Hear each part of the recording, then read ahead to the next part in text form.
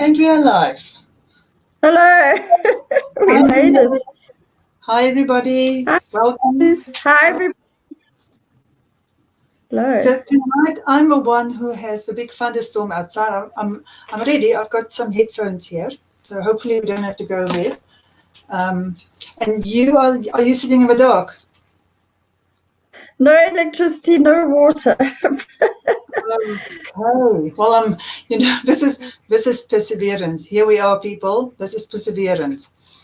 And maybe because we're having so much fun. Anyway, I have an inverter, lucky, so it runs the Wi-Fi. Hello. Who's here? I put mine on charge quickly so that I can also be ready in case the electricity goes off. It's a uniquely African problem, I think. Okay. Right. So tonight we're talking about imposter syndrome. You've sent me a really interesting article. Got a short little piece from it here.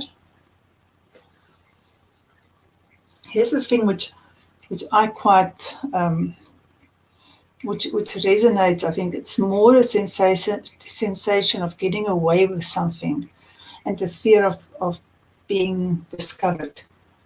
Yes. Right. So why are we talking about this, Antoinette? It's always like Tuesday mornings. What are we talking about? What's the surprise today? So why are we talking about this one today? Well, the amazing thing is the divine order seems to deliver the topics on the day. Okay? So I ever since I started this Facebook group and we've been doing these lives and I've been doing posts every day, I sometimes wake up in the middle of the night and I feel this like panic. I mean, it's that big. It's like an overwhelming feeling of, what are you doing, Antoinette? You're a fraud. You're going to get caught out. And it's created so much anxiety for me that I nearly stopped doing it, but I just kept on pushing through, and it's got better and better. But I couldn't figure it out because I had never heard of imposter syndrome until Monday this week. I never heard the term ever.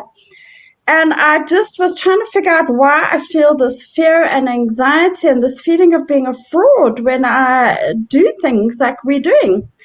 And Peter Mansfield, a friend of mine, sent me some clips on imposter syndrome. And I'm like, what's this? Imposter is quite a hectic word, actually. But when I read through it, I was like, oh, okay, well, that explains it. It's like, I get these overwhelming feelings of like, but there's so many people doing this better than me, and what have I got to offer, and who do I think I am? And at some point, somebody's just going to leave a disgusting comment and say, who do you think you are? And so it just explained it all for me. And now I've been researching it ever since Monday, and it's absolutely fascinating because it's not something... It mostly happens to successful people, actually, and a lot of women. It's a lot more women than men. And it's kind of, for me, an underlying thing, like you pointed out there, for me, it's an underlying thing of, I don't know enough. I'm just not good enough to do this. In fact, I might even harm other people by saying what I'm saying, like, because who do I think I am? I don't know enough. Everybody else knows more than me. And yet I've done thousands of hours of research on this stuff. I've implemented it in my own life. I've changed my life. And yet I find it so hard to show up confidently to be doing this. There's this deep sense of insecurity about doing this stuff. Yeah, okay, so listen, Antoinette, I need to stop for a minute because you're breaking up a little bit, and I just want to go check with our comments. I just want to look. It's not that we can't hear you, but I think it's probably something to do with electricity. So let's just check and make sure that there's no mad drummers hitting away in the background. Let's check. Let's just see. No, now I want to end the broadcast. No. That's not what I want to do.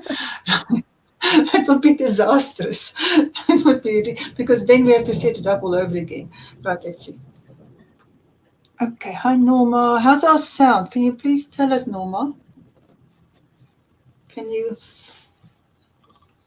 Hi, thank you, Jenny. Okay, thank you guys. Okay, we'll chat to you guys later. Keep your comments coming. We love it. Love you being here. Okay, all right. So the thing, of course, is, Antoinette, that it's so tied to what we've been speaking about these last few weeks. So this is more like a symptom of the root cause. Absolutely. And so it doesn't help when we just go and park people in another box. Okay, here, you've got imposter syndrome. Tough luck. Got to go back. And whenever I do any of these kind of attitude changing scenarios, then always go back to where did it start from? Why am I walking around with this, which is yet another, it's a mixture of a limiting belief and a lack of self-worth. And so I've just been doing the self-worth challenge, and always start with it. Always start with your self-worth, because the minute when you feel worthy, you then get to push through. It's like what you said just now. The more you keep on showing up, the easier it comes, but you have to push yourself through it. And there's nothing wrong with pushing through a fear of being inadequate, a fear of not being good enough, a fear of not being worthy, a fear of being judged. Oh my word, a fear of being judged. I mean, how big is that for people? It's huge. And the interesting thing is that research said 70% of people in America have imposter syndrome. So it's not like because I was a bit embarrassed. Geez, I've got this. And then the research shows a lot of people have it. I have to confess, I didn't hear a single word you said, and I hope that other people have been. Oh, my word. Can you hear me better now? Okay, now no. Yes. Okay, so you have to repeat all of that for me. I don't know if anybody else heard you, but I didn't hear a single word. I felt a bit embarrassed when, apparently 70% of people in America, I don't know if that's an accurate statistic, have it. So it's a common thing, because I felt quite shameful when I read about it. I was like, wow, that's quite something to show up for, but it was true. So I put my hand up for it. But a lot of people have it. So it's quite interesting. Yeah, but look at the correlation there. 70 to 80% of the world are adult children, which means you're walking around with all these belief systems about how inadequate you are and how much you have to do and how you have to show up better and better and better all the time. 70 to 80%. 70% of people have imposter syndrome. It's a twin. So the two goes together. Absolutely. Yeah, the two goes together. And so every single adult child out there, anybody who's got adult child syndrome, part of a syndrome is you don't have self-worth about who you are inside. Now, we're talking about this. I am not good enough to show up and sit here and talk. I am not good enough to go out and do this and do that and do that. Every one of us should do self-evaluation. But the value, when you've got your adult panties on and you do self-evaluation, you go to logic. You don't give in to the amygdala posing all these instinctive fear-based reactions in you. Every single thing about imposter is fear-based. So you go to logic. Your logic is then, okay, like you just explained, why wouldn't I be the one to do this? How come I judge myself so harshly when I know I've got a valid experience? How come I doubt myself when I have done so much of this work myself and it's been transformational? So all of those things is, and then you ask yourself, is it true? Do I have to give into it? Or is this just something that I am feeling and responding to without investigating it? Because every time you go to logic, then you switch off the amygdala, so you switch off that fear reaction, and then you push through it. And every single time you do that, the next time it's easier because now your subconscious are starting to be less loud because there's now new pathways in your new neural pathways that you are creating every single time you push through this fear of judgment, fear of not being good enough, fear of being inadequate, fear of being rejected. Yeah, it can be quite paralyzing, hey? But so I'm glad I did push through. It was interesting that one article said the way to heal it is to do lists of things and stick them on your fridge. Like, what did you do? So we don't often get asked to do that. What did you do successfully? What are you good at? Every single compliment or positive feedback you get, you document it in a diary or something, or you pin it up somewhere. I get so much positive feedback about what I do, and yet I still go down into the spiral of it's fascinating. So the origin is sorry? So this is the thing about becoming mindful living. When you start realizing I have a pattern, and you go and investigate, and what is the fear behind it, and then find the thing to do in its place. So you can become mindful about what happens here in the back, in the unconscious and the subconscious, so that you can catch it, stop it, put something new in its place. That's mindful living, being aware of what the subtext is, what's running behind. Yeah, and the awareness sometimes is enough. I mean, for me, it's been so huge, just this awareness. So, and that can create almost immediate change because it's like, aha, now I know what's happening. And I mean, that guy in Australia who was on TED Talk, he's a multi-zillionaire software developer, that young guy. And he talks about it, and he said the way he overcome it was just to carry on doing it anyway. He just walks through the fear, and he just does it anyway. It's so interesting, eh? But here's the thing, about the healed person and the unhealed person. So I remember years ago when I first started working in a laboratory, and I've just finished writing my exams, and there was nobody else to run the microbiology department. So I had to do it, and I'm in a new laboratory. I don't know anybody, and I feel I have to prove myself. And I'm in charge of a woman who's older than me and a guy, and a very lazy guy that really doesn't want to work. And I'm out of my depth, completely and utterly out of my depth. And my reaction to it at that time, I was young, 21, 22, something like that. So my reaction at that time was, I will show them. I will just work harder and harder and harder. So, and then you start building external self-esteem based on what you can do. So I was like literally working with the books, all my notebooks open next to me so that I could keep on going back and double check that I don't make a mistake and that I don't tell anybody the wrong thing. And phoning my professors and just like double checking absolutely everything, just that perfectionistic thing. And that doesn't take it away. It strengthens the imposter syndrome. You have to stop being perfectionistic and trying to do better and better and better. So that's why a lot of very successful people have it, because they're successful because they have imposter syndrome. So that happens, and you are successful because you have it. You're successful because you've got hurts and that you have not transformed into positive outlook changes, and it's driven you.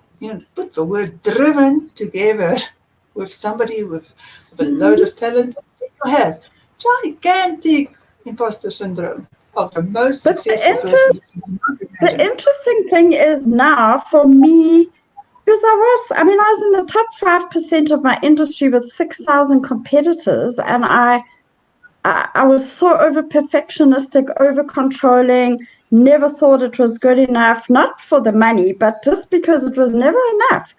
But now I've pendulum swung to doing nothing. Now I'm starting to do stuff again. So the interesting thing is to be able to be successful without that perfectionism and that control freak and that drive that makes you a workaholic, because that's one of the symptoms of this, by the way, perfectionism, workaholism, that you just work and work and work and slave drive yourself.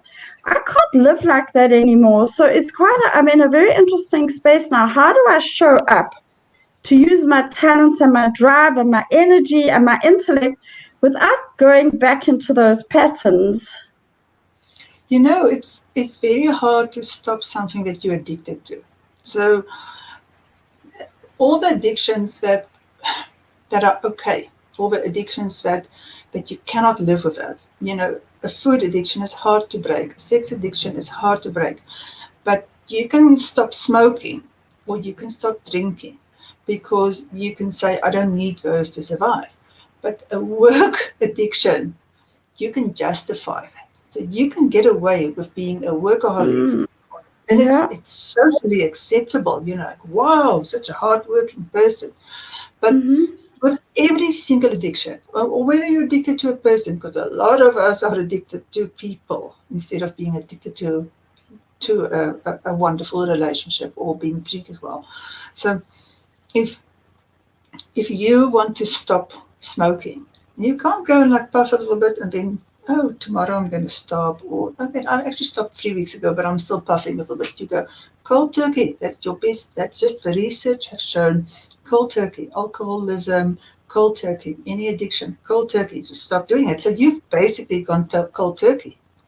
You've stepped out of a world, you've lived in a beautiful place, you've been enjoying and relaxing life, and now you're getting back to it. And you have a chance here of redesigning your life so that you can actually say, how do I want to do it this time? And not get into the same traps. Now, originally, when I realized what I was doing, because really, seriously, workaholic, all the awards would have been mine. And I just said, okay, fine, there's one thing which I'm going to do. First of all, there's no more work after 5 at night. And so I stopped it. Just stopped it and said, no, this is time for our relationship. This is time for me. This is what I'm going to do. I'm going to just sit here and have a wonderful, beautiful time and relax. I will not work. I will not do this. I will not do this, but I will put something else in the place of it. And that's how I redesigned my working hours. The biggest, best thing that I've ever done for myself, and it was, I am worthy of taking a decent break instead of just rushing through my day, was to sit down and take an hour of lunch. Sorry, I'm listening. So so that was my choices when I realized what I was doing. So you can go and you can say, how can I do that? What is the ways in which I am not going to fall back into it? So you can redesign your life. But when it gets to imposter syndrome, it's really important to note that it's actually very good if you check yourself. There's nothing wrong with checking yourself, because if you don't check yourself, you have to get a little bit worried, because then you're a little bit on the narcissistic spectrum. I'm so wonderful. And of course, I don't need to check myself. I'm God's gift to the world. So, yeah, sorry, I hope there's nobody out there today. But if that is you, if you never check yourself, you have to be worried, because you're on the narcissistic spectrum. And remember, we are all supposed to be a little bit narcissistic. It gets such a bad rap. Like, narcissistic is now the new scapegoat for absolutely everything that goes wrong. But when we look at it, we are supposed to be in balance. And we are talking here about balance, right? So we're supposed to be in balance. We're supposed to be not on the scale of 1 to 10, be from 7 to 10 and be full out narcissistic, nor are we supposed to be 1, 2, 3, or 4, which is, I am the doormat, come walk over me, do with me whatever you want. I will just sit here and feel like a victim and have a long face. But yeah, do whatever you want. We're supposed to be in the middle. With otherwise, on the narcissistic scale, we're supposed to be right in the middle, 5, 6. That's how much we're supposed to like ourselves. That's how much we're supposed to celebrate ourselves. And that's how much we are supposed to grow our self-worth, so that we are naturally not shy about interjecting ourselves into situations. I was interviewed for a summit tonight, and my mailing list is not nearly as big as she wanted. And I just said, you know what? I'm going to add such value to your listeners that my mailing list is going to be not as important as the value that I'm bringing for you. There, in the middle, 5, in the middle. Yes, I know my mailing list is not wonderful, but I believe in myself enough so that I can say, hey, I'm coming. I'm adding value. And that's where we want to go. There's nothing wrong with liking ourselves, but now we and appreciating ourselves and looking at our list of achievements and go like, no, I can't tell anybody that. So I love what you're saying, Antoinette, about go and write down your achievements. Go and make a list of it.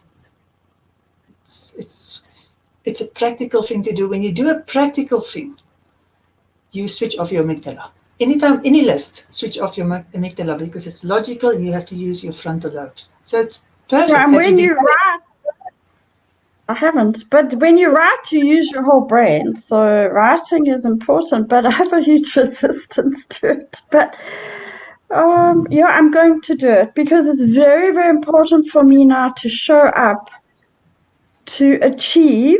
But I'm scared, to be honest. I'm really scared of getting back into that old cycle and trap because it made me sick, as you know, very sick, and it nearly caused me my life. So it's but a pendulum swung so far the other way. You also become. I never thought I could become lazy, but I've become like, yeah. I mean, I don't want to work that hard anymore. I mean, have you found the balance, Louise? That's the challenge for me. So every day with everything is the balance. So to show up, to achieve and get stuff done, but not to overdo it, because it's a constant like overdoing it in the past, burning out, and then being the opposite, Yeah. So, I mean, have you managed to find that balance? Because I know we're very similar. Yeah, no, you know what? It is hard, Antoinette. Like right now, I am in the middle of being overwhelmed. Like I cannot, I don't even see where I need to start and where I need to stop. So because my husband has got a broken femur and there's orders that needs to go out, the deposits has been paid. And so I have to walk into the studio because for anybody who doesn't know, we've got a stained glass studio, stained glass and pottery studio. And so we are equal partners there, but he takes a lot of a load off me nowadays that I'm doing more of this work.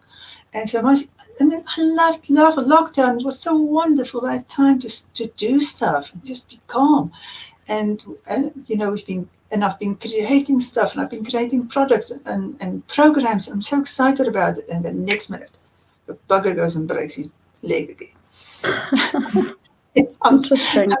And okay, let me put this in perspective. It's 2 years since he's been in a motorcycle accident. So he's been on crutches for 2 years and two operations later. So it's been 2 years of giving up my dream. And this time, and I stopped building my own programs. I stopped writing book number 2 and 3 and 4 and 5 because sitting there half finished so that I can take care of a business that my husband is running with me.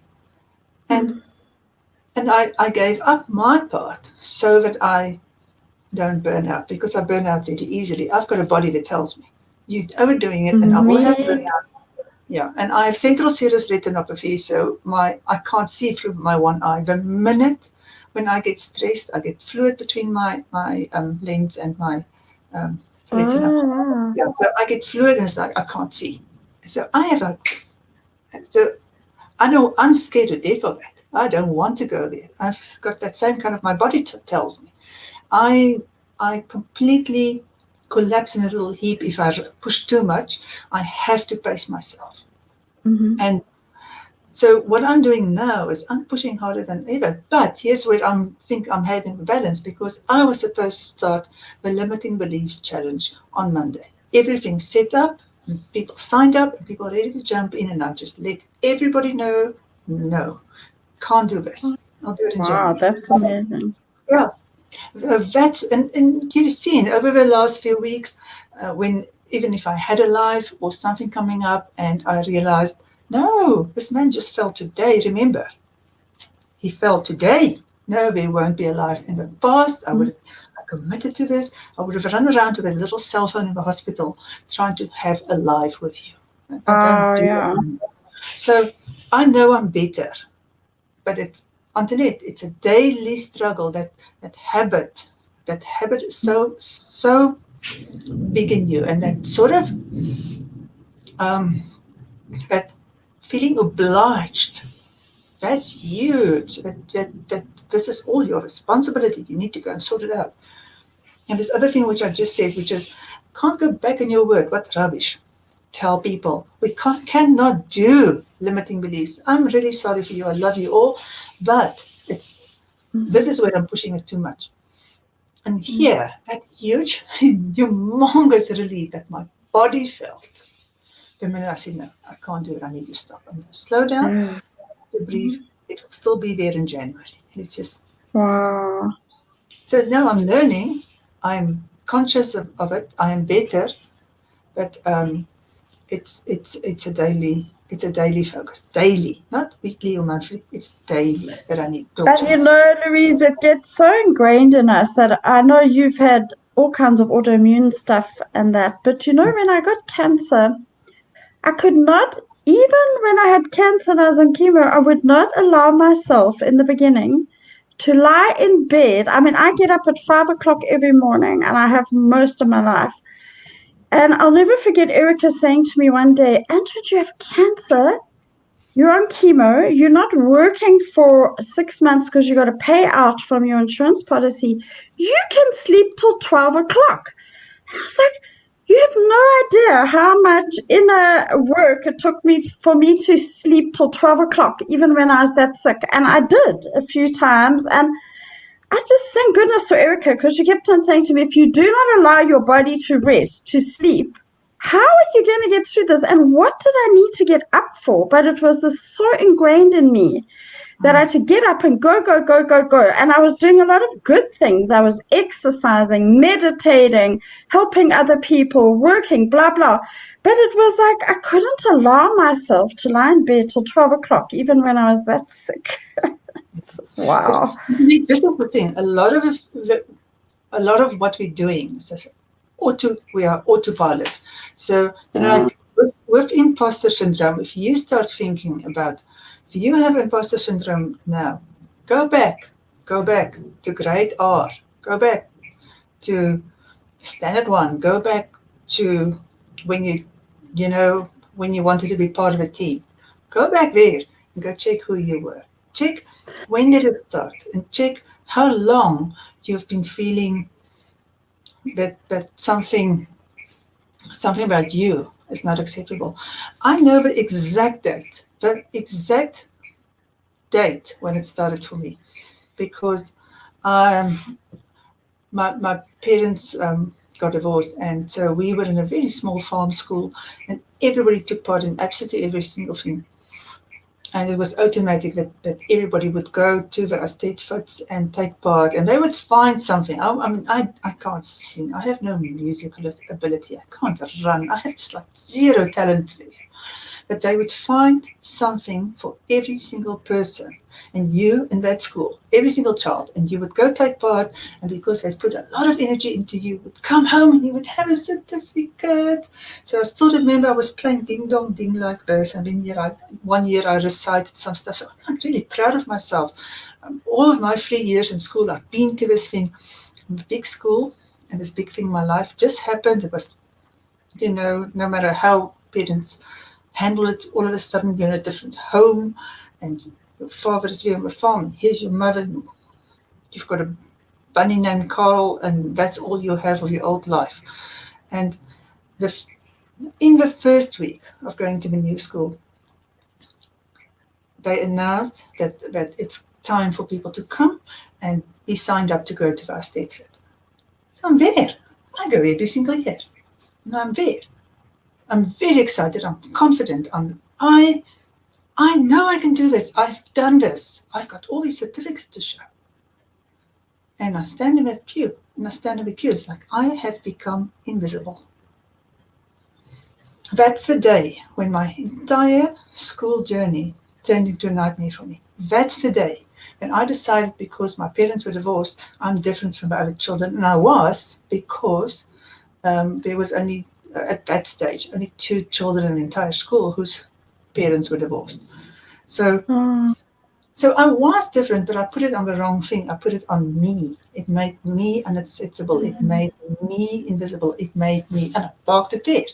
And I kept that all my life until I started doing this adult child work, self-worth work, healing myself, working through my hurts. That's the day when when I started working through all my childhood hurts.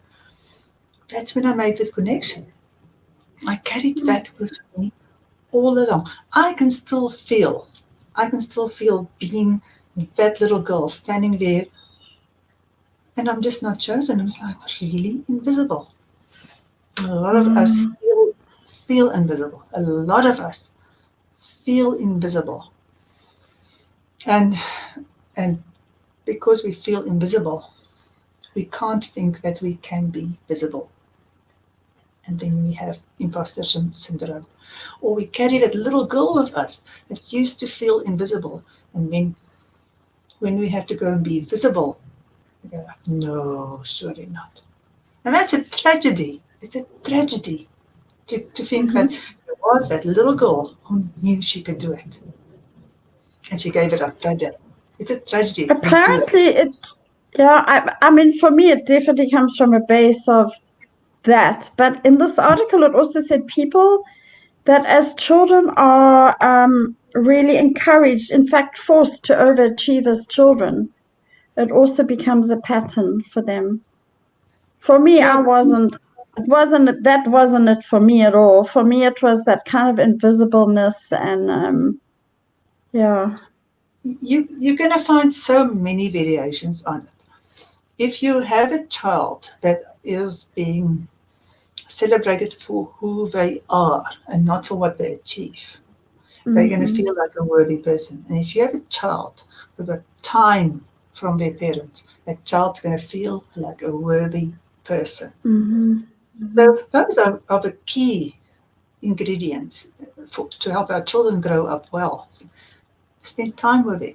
It tells them they are worthy. And the other one is affirm them for who they are, even if it doesn't agree with what you wanted. You wanted a soccer player and you get a ballerina, what, tough luck. It's not about you.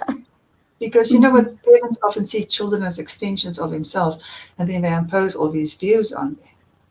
And then you end up with a child who feels invisible, because even although they go out and they achieve, and a lot goes out and achieve, it's about the achievement. It's not about them being worthy. And I wonder, the woman thing, is it because women have been I mean, my father told me to get married and have children. He for my education. So I don't know, do women, one of the articles said that women feel a natural inherent sense of not being worthy enough to really succeed and achieve, just because of the socialization. Yeah, I think we are changing that as a society. That is being changed, but it's definitely inherited. And also, you know what, men are socialized in a different way. Men are boosted if they go out and they sell themselves. Women are scolded if they sell themselves. You've got to, don't do that. People will think you are full of yourself. So more women are being trained to be good little girls, and I am happy to say it is definitely changing.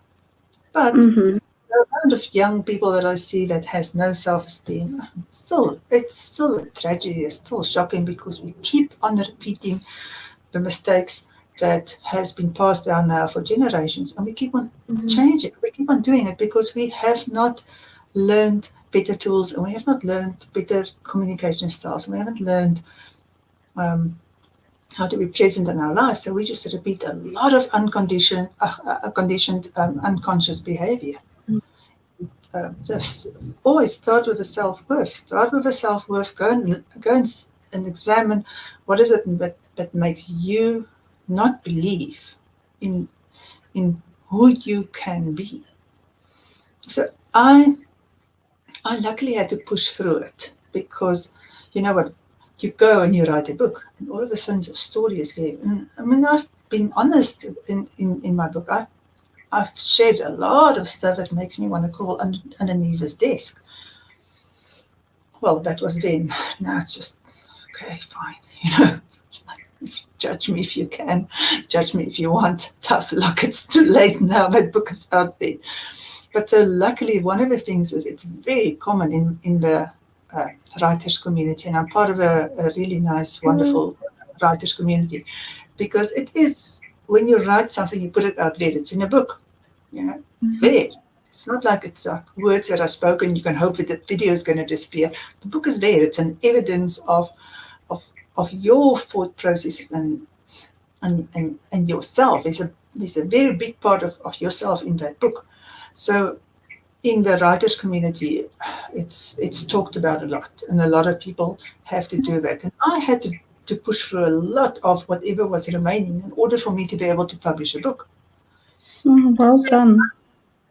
And I had to really get fine with the idea of trolls. I've got 69 5-star reviews. No, 68 5-star reviews on Amazon. And I got a 3-star about a month ago. I'm still smarting. I'm still sulking about it. I'm still really annoyed. I still want to go smack someone. You actually read this book. Like, I knew all along, sooner or later, I'll have something which is not a 5-star review. I don't like it. I don't have to like it. But I was prepared for it. And I knew that I still don't like it. I still want to go smack somebody. but you have to be prepared that you are not going to be everybody's cup of tea, because you are not a sellout. You have to walk out. If you're going to be visible, you have to be prepared. Somebody's not going to like you. If you put anything that's personal, Antoinette, here we sit and we come and we share our hurts and we share our achievements, which is somehow nearly harder, isn't it? And we push through with fear, and we come every single week and we show up. Sooner or later, we'll have trolls. Oh, dear audience, if there's trolls, we expect of you to cover our bases and our backside and our every single thing that needs to be covered. We're going to ask you to beat them down for us. But no, we are being very, very brave, and we share this. We share this, and why do we do that? Why? Because we're not, neither of us are exhibitionistic or extroverts. We are both very private people, and we are both way more introverted than extrovert. No, I'm an extrovert, please. Oh, you are? Mm-hmm. Okay, all right. Well, I'm an introvert, but you're not an exhibitionist. No. I don't brag ever, and I never actually. I rather play myself down, I think. Yeah. So we're not doing this for any other reason that if somebody's helped by it. That's the passion. That's what we talked about last time. When you have a passion, you become willing to walk through these difficulties. You are willing to not give in to imposter syndrome. It's just another hurdle to overcome until it just becomes something that you overcome and not something that defines you anymore. Yeah, and it's important that people start having these kind of conversations, like you did with R3 the other day. She shared her story with mind-blowing, her trauma she's been through. But just as mind-blowing was how much she's healed herself. So, I mean, if we can share our trauma and share our healing, I mean, really, that has to be useful, even if not to everybody. Not everybody will resonate with us. And even if there's one thing, it's like, I know how bad I've been, and I know how much better I am now. So I feel like I really want to do this, even if it's hard. I get scared before we come on these lives. I like, yo. Yeah. I was tired tonight. I had to push myself to be here. So now I'm not tired anymore. I'm here and I'm engaged.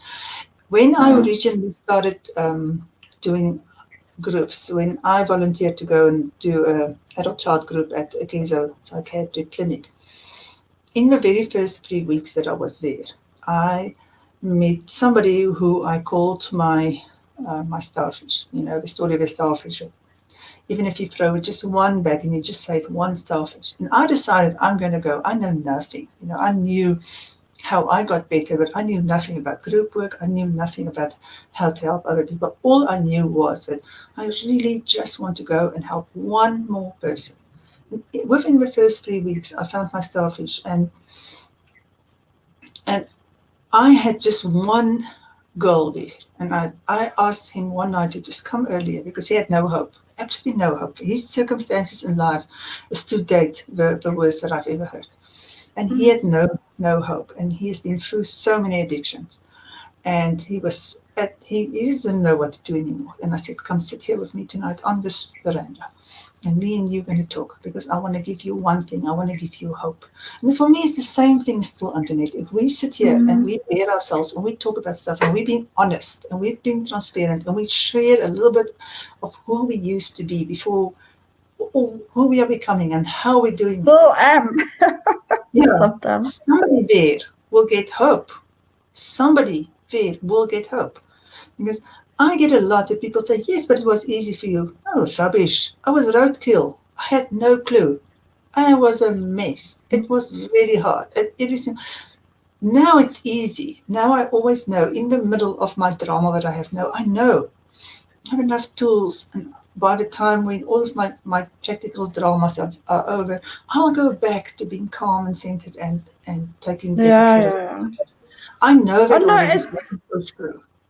Yeah, it's so transforming that it does get difficult and it takes time, but it is so worth it because it's just a completely different life to be able to navigate life so differently. And I'm getting better and better. I'm still a work in progress, there is no doubt. I mean that I could have such a big aha this week shows there's still more layers, but we also, when we start becoming self-aware and we show up to do this transformational work, we get everything we need, don't we? It's just amazing how the divine order supports us with the right book or the right coach or the right... Peter just sent me a random thing he had found interesting, and I was like, wow. So it's interesting that we have to commit to it. As you said with R3, make a decision to make that change. And then so much just starts changing just because you make that decision.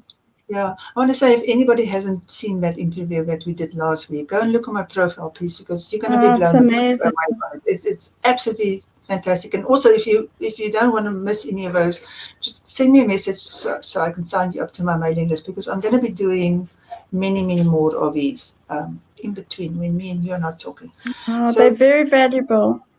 Yeah, so because of that inspirational people, that if you know somebody who's been through something, there's something that if you tell your own story, I can't tell her story. Even if I tell somebody how her story went, I can't tell it like somebody who's been through it. So we all have our own experiences, and we all have value because of that. So yeah, please guys, go and look at that interview from last week. You're going to be blown away by it, and much healing there. Yeah, Antoinette, so imposter syndrome is another gift to us, but look what you just said. You said that you didn't see this coming, but you couldn't, because you had to move into a new phase of your life. So you can't have the learning that you need to heal imposter syndrome if you're not in there. So when you were taking your time out, your sabbatical, and you were doing self-care, you didn't have a need to work through imposter syndrome. Yeah, exactly. We're going to get different kinds of healings. Every time we strive for a new goal, every time we change our life circumstances, like when I have single clients, I urge them to start dating, because when they start dating, they are going to get enormous, enormous amount of Yes. new learning.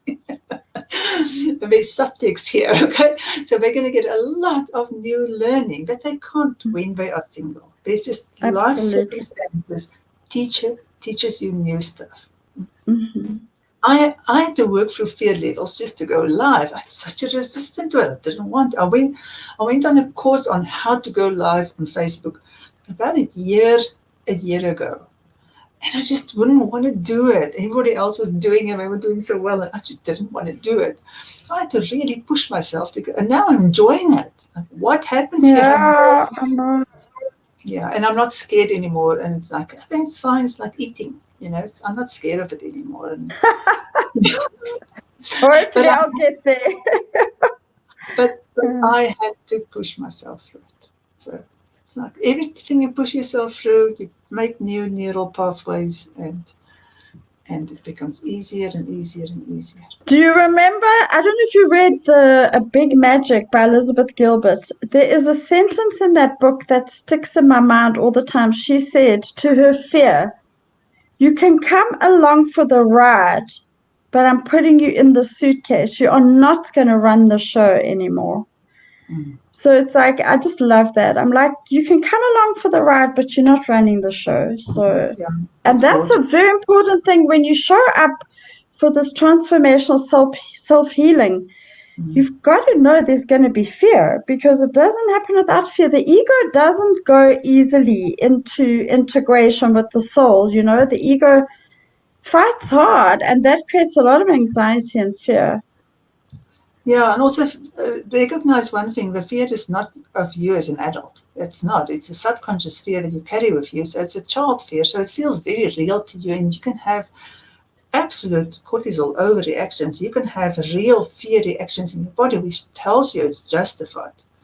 But it's not. For somebody who's not scared of flying, if you see somebody who's scared of flying, you go like, why? And if somebody is scared of spiders, but you're not scared of spiders, you go, why? So if you have a fear of being judged, then it's actually the same thing. That if somebody judges you about what you have achieved this week or not achieved this week, you're not going to die. And I don't like that 3-star review. Really not happy about it. It's not going to kill me. And even if that person who went on and did it didn't even leave a remark to say, that's why it's a 3-star. It's like no reason. There's nothing behind it. And it's even if that person went on and put a 1-star review and said, it's like a bunch of nonsense, and how can this person think that they can help us? Then I would have had to get over it, but it wouldn't have killed me. I wouldn't have liked it, but it wouldn't have killed me. So it's just the fear is irrational, but we believe in it. And the way to stop it is not to step back from it and avoid it. The way is like, okay, Louise, go do that live now, and just go do it. And so walk through it until it doesn't define you anymore, until you're not a prisoner of a fear anymore. So you can actually live a life that's not ruled by your limiting beliefs, but you can be the unlimited you who don't censor yourself and who don't give in to imposter syndrome, who don't, be aware of it, but you don't have to give in to it. You can, and I think the best way to do it is to have a purpose, to have a passion purpose that makes you go through it and walk through it. Because the minute you have a purpose, you will dare a lot in order to get to. Yeah, that's true. Through a problem.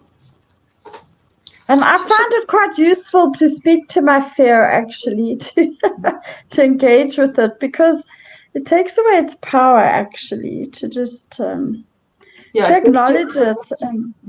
It gets you into the logical state in which you talk to it, you write about it, you discuss it, you do list. Anything that you do like that engages your frontal lobe.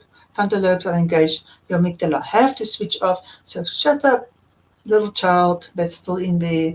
I don't want you to tell me as an adult what I can achieve or not and how I should feel about myself. I love you dearly and I feel your pain and I embrace you for that. But by this time, I now have adult eyes and I want to have adult eyes. I don't want to limit myself anymore. Mm-hmm. So we look at some of our comments. And yes, please. I am scared every single week that I'm going to go look at the comments and somebody's going to say, we have lost you for the last 50 minutes. Well, go look quickly. Well, we can still hear us. Okay, there we go, Jenny. Let's go there. Where are you now, Jenny? Okay. Yeah. Outside influences. Yes, exactly that too. And learning not to give into it. Oh, look, here's Julian. Hi, Julian. Are you a workaholic too, Julian? I really didn't know that. Hello, Julian. I wouldn't have taken you for a workaholic. I thought you're so balanced. Sorry, why am I laughing? It is about balance, isn't it? Yep. Yeah. Let me take this off. It takes great courage to break the program and the pattern. Yes, thank you, Julian. It does. You got to put on your big girl panties, eh? There's no doubt. Yeah. You have to be you have to become willing to you have to become teachable. So you have to be willing to give up on what you firmly believe. You can't become teachable if you're not willing to give up on what you've believed all of your life. And especially if that belief system has managed to drop you in deep trouble. But you also have to show up to feel and acknowledge everything.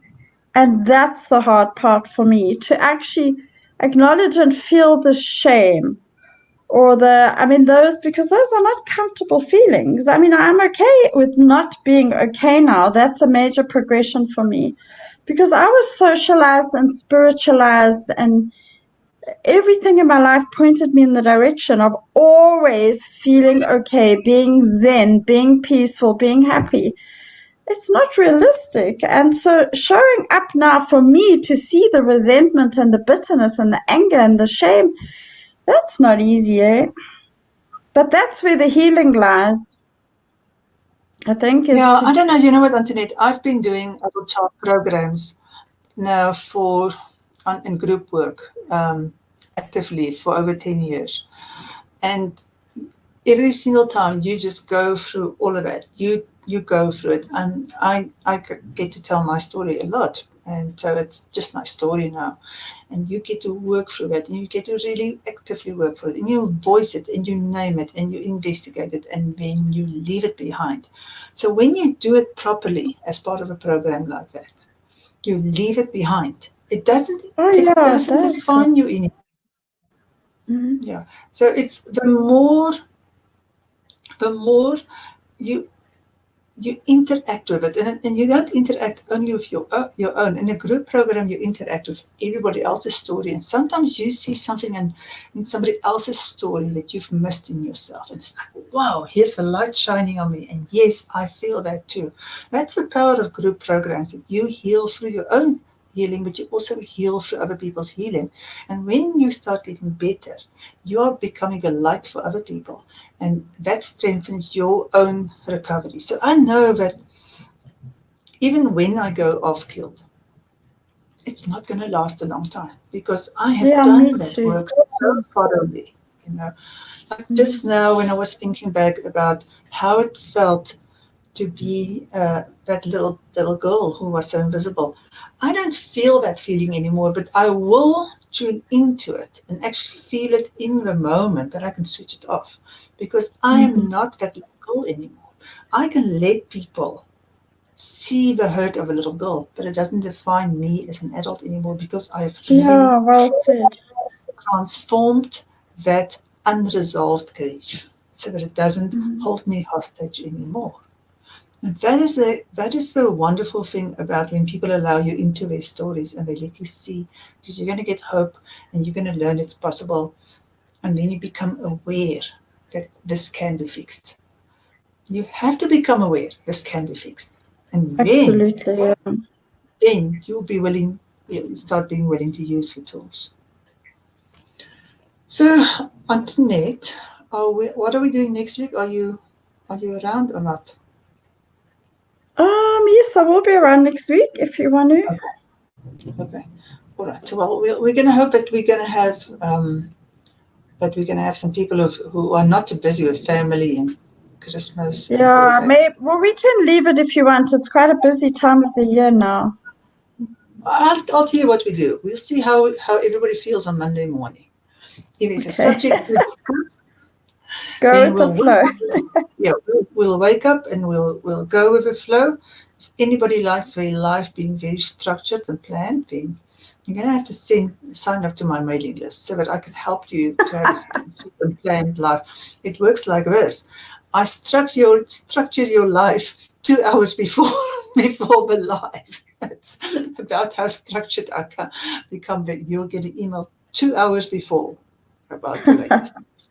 Are there no But more comments, Louise? No more comments. no, everybody's quiet tonight. Sure. I think they're already in holiday season mode. Yeah. Okay. Yeah. Well, we'll see we'll see what we get up to next week, because we are both Okay. available next week, and we'll see what we get up to, and we'll see. Okay. Also, remember we said that sometime we want to do a session if people have got mommy issues. Everybody's got mommy issues. So if people have questions like that, or if people have questions about what do you do with your family in the festive season. Yes, please. Let's do that. I'm going to my family. Oh, I love my family. And my mom's probably watching now. Okay, No.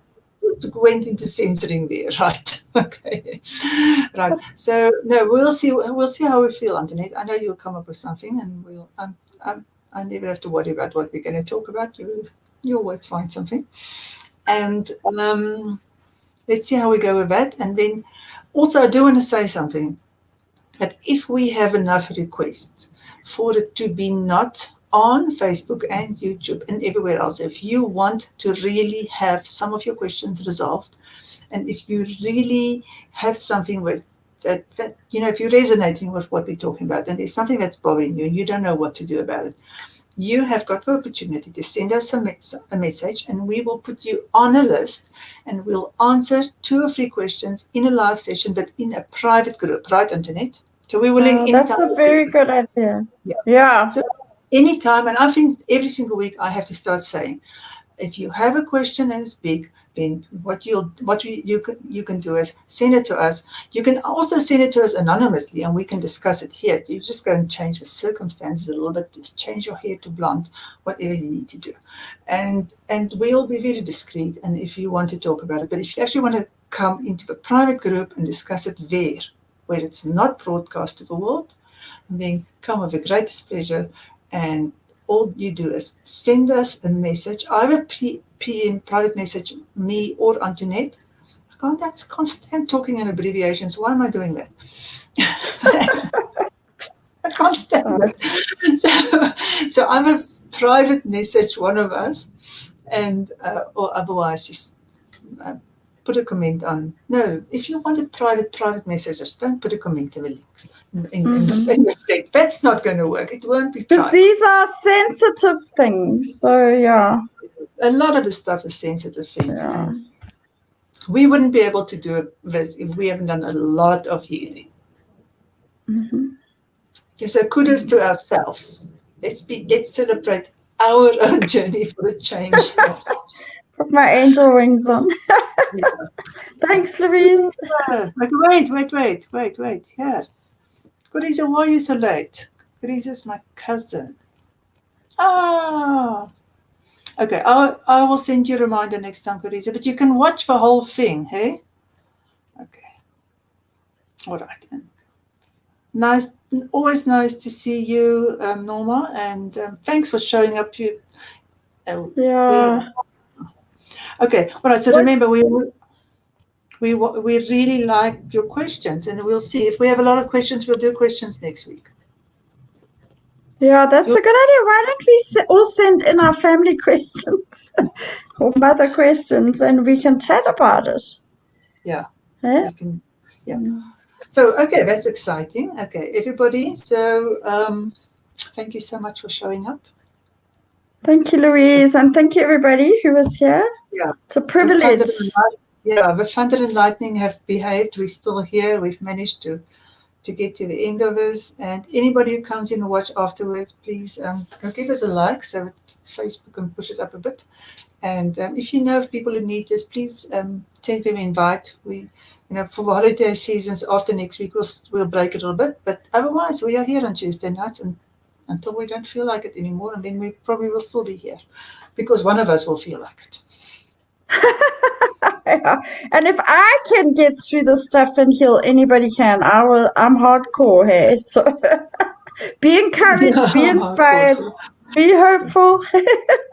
And look at my hair now. Okay, good night. Can't hear you. Come here. Good night, everybody. If I can do it, you can. Okay. Well then, bye. Right. Wait for my song. Don't disappear. Okay.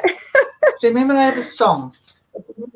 Wait, I forgot. Sorry. Now we are. Okay. Thank you, Jenny. Okay, there we go. This is our last comment for now. Otherwise, we'll go read everything else on Facebook afterwards. Okay, so I'm going to play that little song of ours, and then we're going to. Wait, is it that one? Okay, and then we'll. Thanks for being here, Jenny. Okay, see you next time. Bye. Bye. Where's the song? I don't know where is it tonight. Bring the song. You know what I need to do? I don't know. The comment is supposed to go away. Maybe I must just take the comment away. It's like, oh, let me stop that. Maybe that's why it doesn't want to do this. Technology. Yes. Now we're gonna do the song. Okay. Bye bye, everybody.